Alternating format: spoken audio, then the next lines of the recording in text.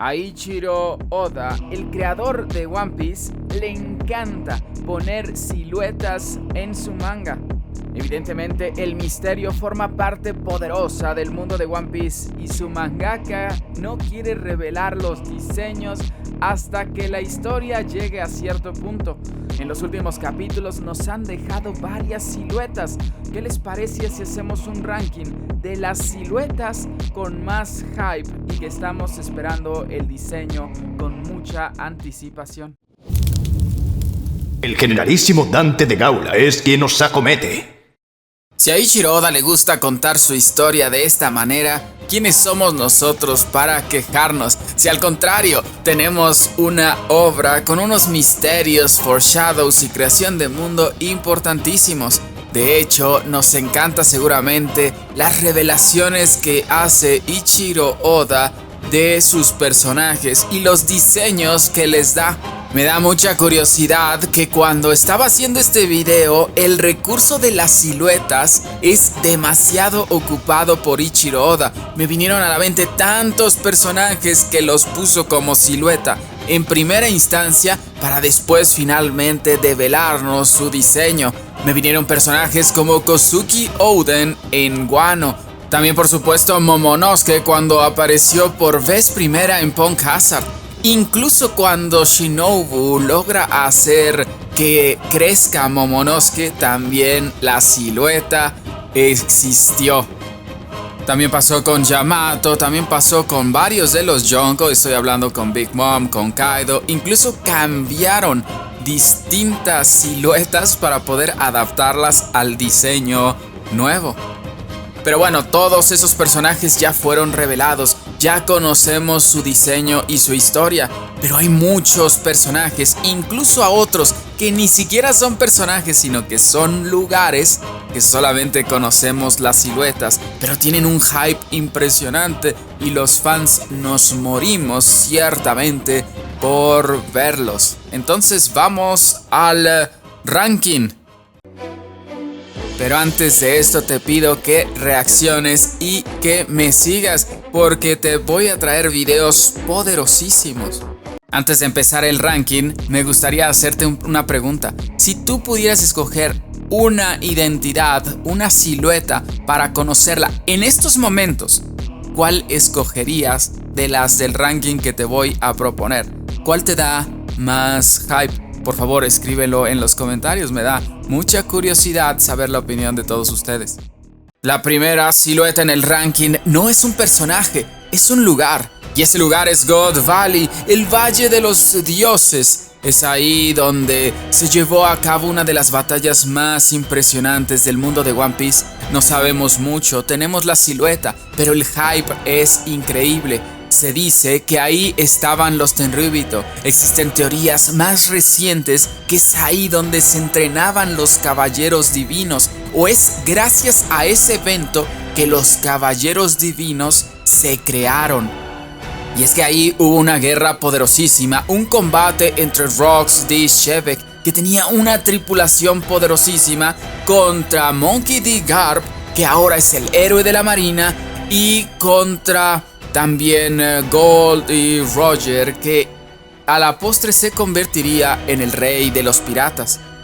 Ese combate fue importantísimo en el mundo de One Piece y planteó las bases de lo que es el presente ciertamente del mundo de One Piece. Tenemos ciertamente la silueta de God Valley y cuando nos expliquen qué pasó ahí, va a haber un hype brutal. Y si estamos hablando de God Valley, si estamos hablando de siluetas, seguramente una de las siluetas que viene a la mente es la de Rox D. Shebeck, que es un personaje que es relativamente nuevo. Y es que se nos notifica su existencia hace poco en Wano y que realmente tiene un hype brutal. Y es que tenía una tripulación demasiado aventajada. Tenía al hombre más fuerte del mundo, Shirohige. Tenía a Yonko Big Mom, Yonko Kaido. Tenía a Shiki, que tenía una flota poderosísima y estaba peleando con Roger, Sengoku y Garp cotidianamente. Tenía piratas impresionantes. Nada más de imaginar el hype o realmente el Hao Shoku no Haki, la voluntad que debería tener Roxy Shevek es para emocionarnos, estar muy pendientes de lo que puede pasar en el futuro cuando a fin de cuentas se revele qué es lo que pasó en God Valley con Roger, Shirohige y todo este drama. De alguna manera, Roxy Shevek tiene implicaciones brutales en el presente del Nuevo Mundo. Yo tengo una teoría que voy a publicar próximamente. Voy a hablar extensamente de Shevek y voy a hablar de la victoria que obtuvo Shevek. El impacto brutal que tuvo este personaje en el presente del mundo de One Piece. Y su silueta, cuando sea revelada, será mucho hype. No es por nada que Barba Negra Kurohige se dice que tiene su voluntad heredada. De alguna manera esto se certifica porque tiene un barco que se llama Saber of Shevek, el sable de Shevek. Y ahora vámonos con uno de los personajes más subestimados en la historia del mundo de One Piece. Y es que de alguna manera muchos piensan que Loki, el rey de el BAF, es un tipo chistoretín, es un tipo que no tiene relevancia dentro de la historia. Sin embargo, fallan en entender el potencial que tiene el BAF. Big Mom lo certifica en Whole Cake. Big Mom sabía y estaba segura que si obtenía el poder bélico y el ejército del BAF, nadie, absolutamente nadie dentro del mundo de One Piece, incluido Shirohige, Kaido o Shanks, podrían hacer algo en su contra. Big Mom se hubiera convertido en reina de los piratas simplemente por tener ese ejército tan aventajado. Y es que Wano tuvo que cerrar las puertas. Los demás países tuvieron que entrar en el gobierno mundial. Otros fueron fulminados. Sin embargo, el BAF ha sido nación soberana durante cientos de años. Desde el siglo vacío ha estado libre y soberana. Y tiene algo muy particular. Y es que varios Yonko tienen ataques que hacen referencia a mitología nórdica y por supuesto a el BAF. Yo en lo personal tengo demasiado hype por conocer a Loki y ciertamente por conocer la nación soberana del BAF. Y ahora vamos con Nefertari Lily, que se nos acaba de presentar en el capítulo 1084 del manga de One Piece. Y es que Nefertari Cobra estaba hablando con el Gorosei, estaba hablando de una carta que ciertamente dejó Nefertari Lily a los reyes descendientes del reino de Arabasta. Estaba hablando que certificaba cosas de los de Im-sama. Estaba escuchando la conversación y al escuchar toda esta controversia de Nefertari Lily, decide Im-sama apersonarse. Hay mucha gente que está pregonando que puede ser Im-sama. La verdad, yo no creo en estos momentos que esa teoría sea válida. Sin embargo, sí creo que Nefertari Lily tiene mucho hype y tiene mucha importancia en la historia presente de One Piece, porque en el pasado actuó y formó de la misma manera que Roxy Shevek y en diferente forma lo que estamos viviendo en el presente. Claramente esta silueta que se nos presentó será muy importante y el personaje de Lily ciertamente también lo será. Hay mucho hype por conocer más de ella y que teóricamente lo conoceremos próximamente.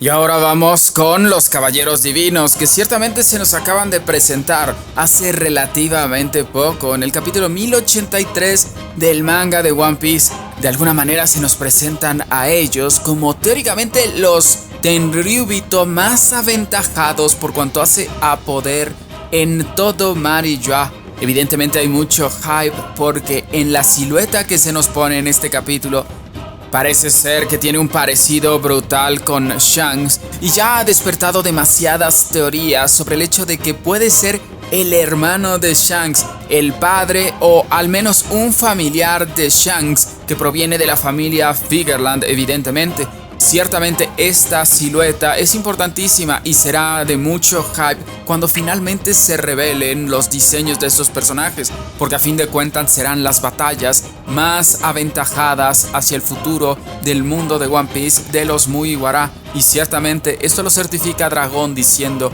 que la guerra comenzará cuando los Caballeros Divinos decidan hacer su movimiento. Y ahora vamos con Joy Boy o Luffy del futuro.